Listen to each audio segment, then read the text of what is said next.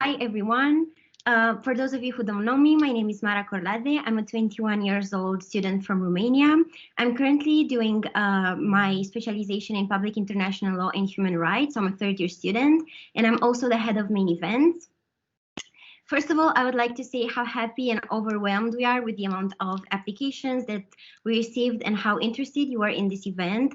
We have worked a lot on making sure it will run smoothly and that we will help you tremendously with your final event. So hopefully everything that we have prepared for you will come in handy for the final event, which is happening next week. I'm not sure if you noticed it or not, but we are currently recording this meeting. Don't worry, we will only be doing this to the first general part, so nothing from the individual committee rooms or your opening speeches and so on. But we just thought it would be nice for you to be able to rejoin this and revisit the information, which is why we will upload this first part with our YouTube channel. And yeah, also one more technical things before going into a couple of mentions that I want to say is that committee rooms 9 and 12 are hidden because Teams only allow 10 to be visible. So for those two committees, don't worry, we will manually add everyone in. Okay, so now I will explain briefly how the event will go for those of you who haven't signed up before with the Google form. Please wait here in the main channel at 7 o'clock where we move everything into each individual committee rooms and we will allocate you a room. But it is very important for you to wait for us to do so in order to not complicate everything and to be sure that everything will run smoothly. After I finish speaking, Bianca, our lovely president, will give you a few details about ILSA because a lot of you are not part of ILSA, so maybe next year you would like to join. And then Altamas, who is last year Best Delegate winner, has prepared the presentation for you. Since the event will not have a formal conclusion, it will be up to each chairperson in each individual committee room to do so, because it depends very much on how many opening speeches have you prepared or how long will the debate take. So just so you know, there will be no formal conclusion except the one that comes from your own chairperson. And also, please expect that by the end of the working week, so by Friday, you will receive the certificates of participation. Now, lastly, I promise you this is the last part. I would very much like to thank a couple of people who have made this event possible. So, of course, to the entire board of ILSA, thank you so very much for all your help. To our marketing team, Aisha and Danielle, for the promotional materials. To David and Danielle for stepping up and signing up to be chairpersons. And of course, to the incredible President Bianca and Vice President Sarah for helping me with the organization part. Of course, I would like to also say a huge thank you to all the chairpersons. I appreciate tremendously the fact that you have agreed to take your time to do this. I deeply appreciate it, and it makes me extremely happy to see how engaged you are in ILSA activities. And to this end, I would like to also give a special thanks to Altamas for preparing a presentation and agreeing to do it today. To Ada and Sofia for helping me with the documents we prepared for the chairpersons, to the first year girls who are part of the main events committee for making sure that the communication between myself and year one students was possible. But of course, to the entire main events committee for helping me not only with this particular event, but with everything we have done so far. It is honestly very great, and I'm very grateful to be working with you this year. Okay, so that was it. Sorry for speaking so much. As I said, honestly, a lot of work went into this and time. So I'm hoping that it will be a successful event and that you will enjoy everything. And now I will give the floor to Bianca to say a couple of things about ILSA. Thank you very much. And again, thank you to everyone that you already thanked. But yeah, it was a lot of work, but we are happily and gladly doing it. So yeah, just very few details about ILSA. So ILSA stands for International Law Student Association, and it's a study association within our university, the Hague University of Applied Sciences. And our goal as a board this year is to bring ILSA to its full potential and in the same time creating opportunities for all its members and reaching the international law student community that is within our program.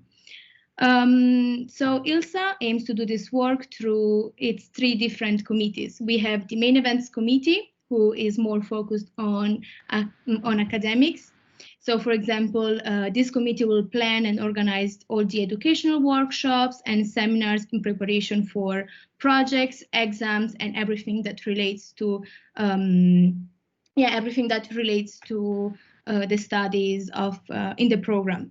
Then we have the social events committee, which is more focused on on socializing and planning all those fun activities, such as the Christmas party, visits to international institution within The Hague, or the tours that unfortunately this year we were not able to do, but you can still check some videos that we shot around the city this year, and all the ILSA talks.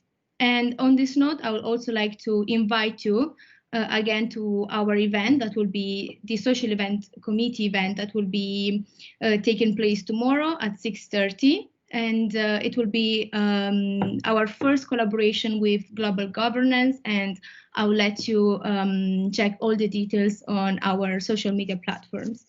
And then we have the ILSA journal, which is focused on writing skills. So this committee has the task of writing, proofreading, and publishing articles. And at the end of each academic year, the ILSA journal will produce an actual journal with all the students' publications. So if you would like to post, please check our post with all the indications about the topic of this year, the requirements, and how to submit it. And yeah, that's pretty much about ILSA. And yeah, I really hope to see you all next year and in the application section. Thank you so much, Bianca. And now we will, I guess, officially start with the information that we have prepared for you. As I said, it is my pleasure and honor to introduce Altamas, who was the last year Best Delegate winner. He has prepared the presentation for you, so please enjoy. Altamas, you have the floor. Hello, everyone. I hope you all are doing well. So I won't take much of your time. And without further ado, we'll make a start with it. I'll start with the speeches, opening speeches contents, that the thing that I think, in my opinion, are really important and the things that you should have in your opening speech. So first and foremost, opening speech should be of 2 minutes. You will be timed, so make sure practice several times before the event and make sure you end your speech around 1 minute 50 or 1 minute 45, something like that. Don't keep it till the very end, because that could be a problem. And I'm telling you, all the chairs could stop you if you exceed the time limit. So it won't be a good thing, and your points will be deducted. So first thing is greet. So you have to greet, make sure you greet in your opening speech, like, let's say, the delegation of the Kingdom of Saudi Arabia, greetings from the delegation to the Honorable Chair and the distinguished delegates. That is not mandatory, but what it does is it gives an idea to the chairperson and also to the grader that you know the little formalities that should be present during a session like this. And following that, make sure you always state the position of your country. So what do I mean by this? So there's your agenda, and what you should do is you should research the foreign affairs or the foreign affairs website of your specific country, and then see to which point does your country align to, and state that position. Let's say if it's about terrorism, you say our country, like the delegation or the Kingdom of Saudi Arabia or the United States of America condemns or is not in favor of the current events that are happening in Afghanistan, something like that. That states the position of your country. And right off the bat, the listener or the audience and the chair, they know what your country's position is. Third point, you mention the policies that your country has taken in order to combat terrorism or whatever the agenda is.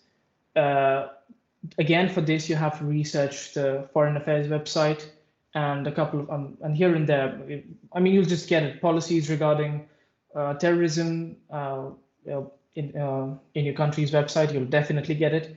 And just mention a couple of them, like in 2015, our country took part in this particular organization, which aimed at eradicating terrorism and stuff like that. just like a couple of things, 3 policies or a couple of policies will do. And what this will do is, again, this will make your grader and the chair aware of the fact that you know what you're talking about. You're aware, and you're not just blabbering stuff. You know your thing, and and by this way you'll be able to garner good points. And lastly, this is like your country's solution and call for action are like really like the 2 things that you could combine together, and they're really important. What you do once you've stated your country's position and the policies regarding the agenda, you have to give a solution to the problem. And that solution is, I mean, you have to come up with that solution. But what I can tell you is make sure that you refer to the UN Charter, whatever section you want to, and then state your solution. Like if you think having peace talks or the use of arms is a solution, then mention that, but also do not forget, as this is like somewhat like a legal thing, so do not forget to emphasize on the legal aspect of the thing. So you have to mention the legislation, like the UN Charter. So make sure you have that legal perspective covered. So moving on to the opening speeches delivery. Once you make sure you have everything, once you make sure that you have the content in your speech, and now we talk about how you could deliver the content as best as possible. So this is the method that I personally follow, and I find it really effective. First is hook. So you essentially are trying to hook your audience's attention. And how do you do that? Either you present a quote from a well-known philosopher, a world leader, etc., like a lot of people would know. Second, you could also present the statistics of what's going on regarding the topic. These many people have died. This is the thing that the situation has been here. That this is the situation of this country from 2015, and it's a long thing, blah blah blah, something like that, by presenting facts and numbers. Or maybe you could ask a rhetorical question. Either of these things could work. Wait a second, there's a question. Can we take these points from draft resolution position paper? Yes, of course. Position papers of different countries are really important. So for example, if you're in the Security Council, make sure that you take snippets of information from different position paper of the countries that are there in your committee, and that could help you. I'll get back to this point in my next slide. So just wait, and I'll help you with it. And once you have hooked the attention of your audience, what you have to do, you have to maintain possession of that attention, right? And how do you do that? You need to be very concise and precise. So I mean, it's natural if you're really wordy, if you use a lot of words, it is natural that the person will lose his or her interest, right? So make sure that the policies you're presenting, the solution that you present, or the things that you say, the position of your country, make sure they're concise and to the point and accurate, right? And once you're done with that, another thing to keep in mind is how you're going to deliver it. That is, you should try to be fluent and emphatic. So what I mean by fluent is to not rush yourself. Take your time and don't go too slow nor too fast. Take your time, finish each and every word, and be really calm. And there's no one is in a hurry. Everybody is going to listen to you. The floor is yours for those 2 minutes. So there's no need to rush. Prepare your speech, practice it, and you won't have problem with the pace. And what I mean by being emphatic is try to be assertive. Try to tell them your solution is the best solution. The policies that your country took are the best policies, right? So you need to engender this idea in your audiences and in the chair's mind. Yeah, moving on to the moderated caucus. So once you're done with the opening speech, once everybody in your committee is done with your opening, are done with their opening speeches, the chair will move on to a moderated caucus. That's like a debate session where you have to raise your placards to in order to be added in the speakers list, right? So firstly, I'll mention the points that you really need to know in order to get a good grade in this particular area. And then I'll move on to those certain aspects that if you do, you could get a really high grade and potentially become the best delegate of your committee. So be respectful. I cannot put more emphasis on this point. As a delegate in that particular committee, in whatever committee you are, you're expected to be respectful. Do not use pronouns. Don't say he or she said this and I'm trying to rebut this. Forget those things. Say the delegation of this country or the delegate of this country. If you use pronouns, you'll be reprimanded by the chairs. Second, have brief notes on your topic. Like Mr. Abdal mentioned, if he could take those points from those position papers. So in order to be prepared for this, look at the position papers of different countries, like in your committee, let's say Security Council, and take some important points that you think are really important and the things that you can rebut, right? And once you get an opportunity to speak, use that, quote that, and then say, after quoting that, say, this hasn't proven effective, and this is what the delegation of Saudi Arabia or the United States of America proposes. So you're essentially rebutting their statement. And even if they don't mention it during their opening speech, it's still there in their position paper. That means that's the position of that country. Okay. And nextly, pay attention to fellow delegates. So if you need to get a grade of around 7, 8, and get a good grade in this particular area, just make sure you speak at least once in this caucus, in this moderated caucus. And the best way in which you don't have to do a lot of research is to just quote anything from a position paper of a different country and reiterate the solution and the policies that you posed, that you mooted in your opening speech. I'm not saying literally copy paste what he said from your opening speech, but prepare something like a 2-liner or a 3-liner or something, and use it after you quote that particular person. What this does, it lets your grader and the chair know that yes, you've prepared something and you're paying attention in your committee, and that's why you could rebut these statements, right? And the last part that I've mentioned is for the people who are aiming to become the best delegate of that particular committee. So first thing that's really important is you have to be really active. Make sure you're an active participant of that committee, right? And also, if you're an active participant, you will take charge in everything. So you're the one who'll say, who'll raise a motion, right? So you're the one who'll set the time, and you should be the one actually to set the time and the topic of the particular session. So make sure to do that if you really want to, get ahead and become the become the best delegate. And once you're recognized, and this applies to all actually, once you're recognized by the chair, let's say the chair says, the floor is over to you, delegate of United States of America. Always thank the chair. It may be a little thing, but it's really important by saying, thank you, Honorable Chair, for your recognition. This shows that, again, the little nitty-gritty and the formalities that are formalities of the United Nations, Model United Nations. Second, if nothing comes to your mind, and I'm saying this should be a last resort, if nothing at all comes to your mind and you have to say something, reiterate your position and your solution. That's it.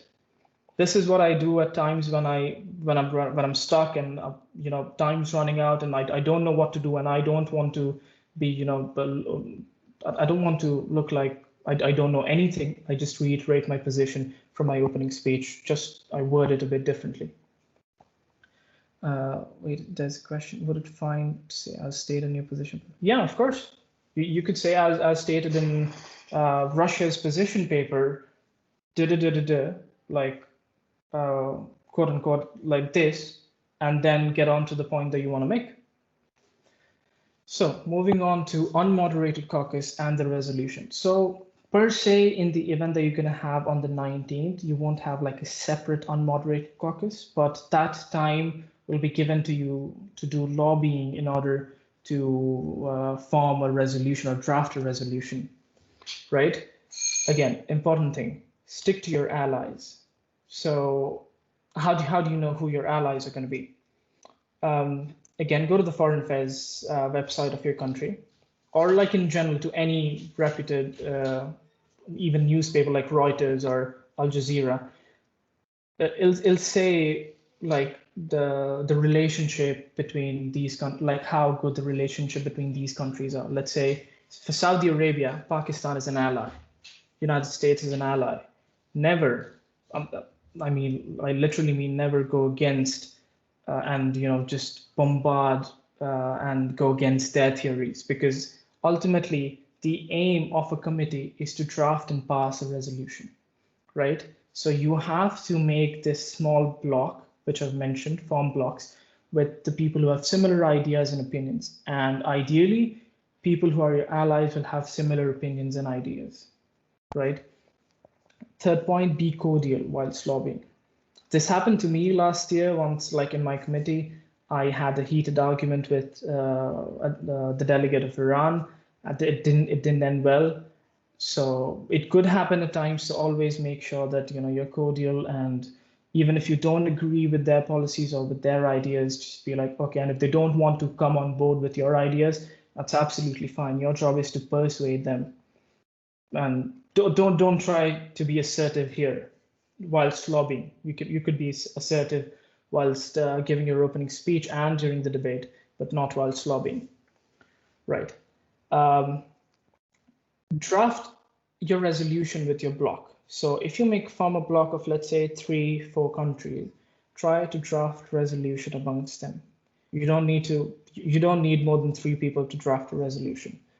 I mean, you could go out there and start lobbying to garner more votes, but you don't need more than 3 people to draft 3 countries, I'm sorry, to draft a resolution. Another important thing that the chair and your grader will focus on is the format of the resolution. I believe the format of your resolution is provided to you by the lecturers, Mr. Peschner and Ms. Chloe. In that document, whatever, like, follow the instructions to the letter. Whatever is given in that document, the usage of operative clauses and everything, make sure you have that format. And again, like I said, the whole aim of the committee, no matter what you do, is to pass a resolution.